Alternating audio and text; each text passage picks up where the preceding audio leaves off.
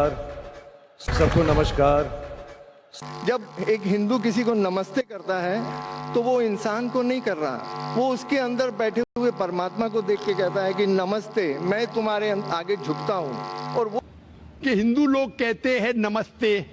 नमस्ते का लफ्ज किधर से आता है आपको शायद पता होगा। नमस्ते आता है इदम नममे से। इदम नममे मतलब मैं आपके सामने झुकता हूं, मैं आपकी इबादत करता हूं, बराबर।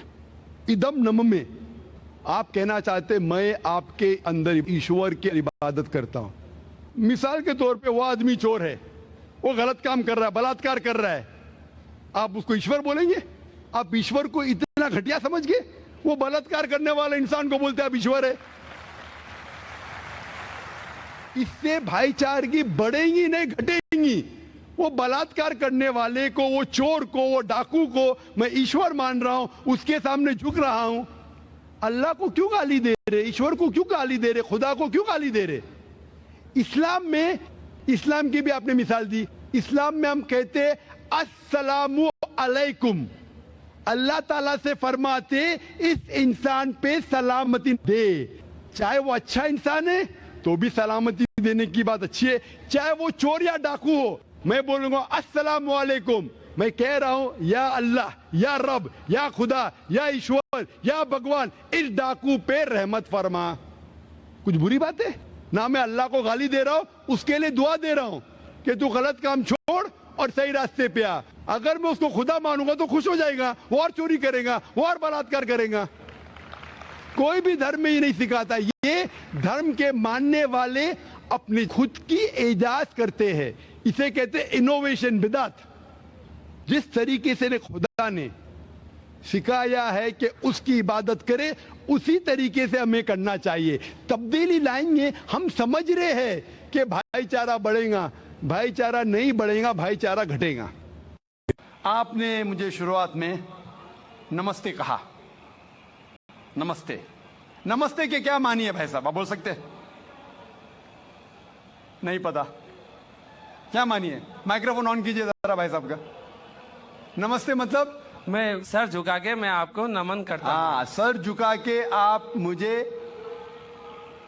नमन करता हूँ। नमन करता हूं। सर झुका के, सर झुका के मुझे नमन करना शिर्क है, हराम है, प्रोहिबिटेड है। आप मेरे सामने भी सर नहीं झुका सकते।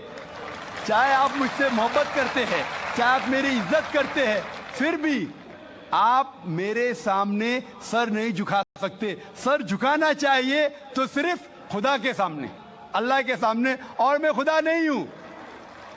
आप जानते हैं, आप मेरी इज्जत कर सकते हैं, मेरी बात जो मैं कहता हूं उसके ऊपर अमल कर सकते हैं, लेकिन आप मेरे सामने सर नहीं झुका सकते। इसीलिए मैं जवाब में आपको कहूंगा अस्सलामु अलैकुम। आप पे सलामती हो, आप पे सलामती हो। आप समझे ना? मैं आपके सामने झुक नहीं सकता हूं। ये सिर झुकेगा तो सिर्फ अल्लाह के सामने, सिर्फ खुदा के सामने।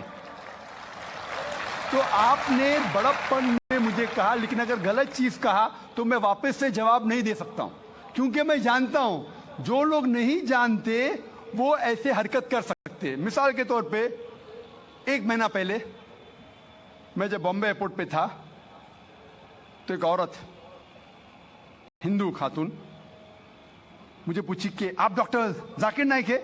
आयु डॉक्टर जाकिर नाइक? मैंने कहा जी हाँ। ओ, मैं आपका रोज प्रोग्राम देखती हूँ। मैं दुबई से 25 साल के बाद बंबई में आ रही हूँ, 25 साल के बाद हिंदुस्तान में आ रही हूँ। उसकी सिर पे टीका था, हिंदू औरत थी। बोलती मैं आपके प्रोग्राम देखती हूँ और बहुत अल्हम्दुलिल्लाह तारीफ करने लगी। सारी तारीफ अल्लाह की है, मैं कुछ भी नहीं हूँ। और फिर कहने लगी कि मैं तुम्हारे पैर छूना चाहती हूँ। मैंने कहा कि ये गलत है, शिर्क है। तो बोले क्यों?